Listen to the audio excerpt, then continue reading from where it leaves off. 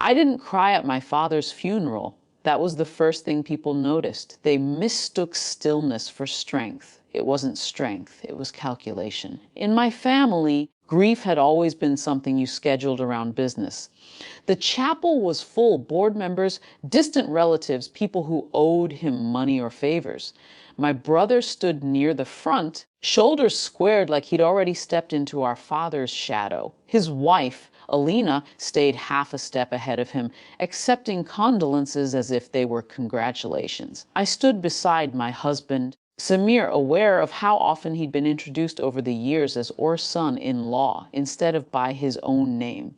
My father had respected him, but respect in our house was always measured, never freely given. The service moved with rehearsed solemnity until Alina leaned toward a cluster of executives and said it loudly enough for silence to carry it. Well, she smiled, smoothing the sleeve of her black dress. At least the company stays in capable hands. Samir gets the company and the 500 million. Dad made sure of that. My head turned slowly, not in shock, in disbelief at the certainty in her voice. People shifted. A few glanced at me, then at Samir. My brother didn't correct her. He didn't look surprised. He looked relieved. And then there was the sound, a faint mechanical burst from the coffin, a short, unmistakable chuckle. Months ago, my father had joked about installing a motion-triggered audio device in his casket.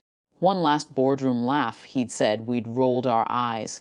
Now it went off at exactly the wrong moment. A ripple of uneasy laughter moved through the room, then died just as quickly. It didn't feel like humor. It felt timed. I looked at Samir. He didn't look confused. He looked thoughtful. As if recalculating. That was when something inside me shifted, not because of the money. I had grown up around numbers too large to feel real. It was the assumption, the public claiming of something that had never been discussed with me. My father had been secretive, but he had never excluded me from decisions that mattered. Had he? A memory surfaced, sharp and unfinished. 2 years earlier, in his office, long after everyone else had gone home. He'd been staring at a spreadsheet without blinking. Inheritance, he'd said without looking up, her reveals character faster than poverty. I'd laughed lightly, thinking it was another one of his aphorisms. He hadn't smiled back. You trust structures, I'd told him once, not people. I trust pressure, he corrected. Back in the chapel, I felt the pressure building. Before anyone else could speculate further, Mr. Qureshi, our family lawyer, stepped forward from the back row. He had been nearly invisible all morning, blending into the wood paneled walls. My apologies, he said, voice even unmistakable. Per your father's written instruction, the will is to be addressed immediately following the service. Here, there it was. Authority. Clear documented. The murmuring stopped.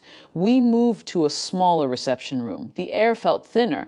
Alina's confidence didn't waver. She sat upright, hand resting possessively over my brother's. Samir remained quiet beside me. Too quiet. Mr. Qureshi began reading. My father's estate was vast, yes, but it was structured, layered, compartmentalized.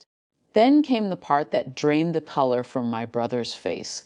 Due to findings of financial misconduct discovered during the internal audit conducted 6 months prior to his passing, Farhan Malik is removed from executive authority effective immediately. My brother inhaled sharply. Alina's hand tightened around his, pending restitution and resolution. The lawyer continued, criminal referral may be pursued at the discretion of the majority shareholder. The room tilted slightly. Majority shareholder, that wasn't Farhan. It wasn't Samir either. Majority voting shares, Mr. Qureshi said, glancing up at me for the first time, were placed in a silent trust 5 years ago. The beneficiary and controlling signatory is Ms. Ayesha Malik. My name sounded unfamiliar in that room. Silence thickened. Samir turned to look at me fully now, not with entitlement, with something closer to uncertainty.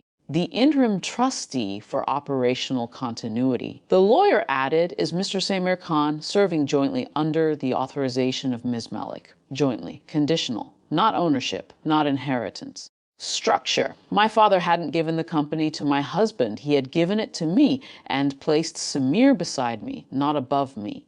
And he had known about Farhan for months. I looked at my brother. The anger in his eyes wasn't defensive. It was exposed. He hadn't expected this. He had expected protection. That was the deception, not the will. The belief that blood guaranteed immunity. Mr. Qureshi slid a folder toward me.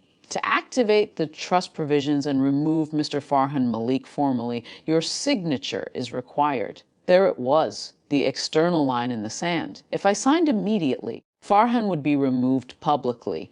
Investigations would follow, headlines, possibly charges. If I delayed, I could negotiate restitution quietly, contain the damage, protect what remained of our name. Alina's earlier confidence had evaporated. She stared at me now as if recalculating my worth. Samir didn't speak. He waited. I thought of my father's laugh from the coffin. Timed, strategic, pressure-revealing character. He hadn't trusted Farhan. He hadn't fully trusted me either. He'd trusted the system he built around us. I picked up the pen. I want a full internal audit completed within 30 days, I said evenly. If restitution is agreed upon and complied with, we resolve this privately. If not, we proceed formally. Farhan's jaw tightened. It wasn't gratitude in his expression. It was humiliation restrained. I'm not destroying the company to prove a point, I added. But I won't protect you from consequences. The power in the room shifted, not dramatically, not theatrically, quietly. Undeniably, the funeral ended without further spectacle. No shouting, no collapse. As we walked out, executives approached me instead of my brother. They addressed me directly, asked for direction. Samir walked half a step behind. Outside, the air felt colder than it had that morning. I should have felt victorious. Instead, I felt the weight of understanding. My father hadn't just left me a company. He'd left me a test. And now I had to decide whether I would lead the way he did, through secrecy and pressure, or whether I would break something deeper than a contract. I didn't cry at his funeral, but that night alone in his office, I allowed myself to feel the cost of being prepared without being warned. Power, I realized, isn't loud. It's the moment everyone stops speaking and waits for you to decide. And this time, they were waiting for me.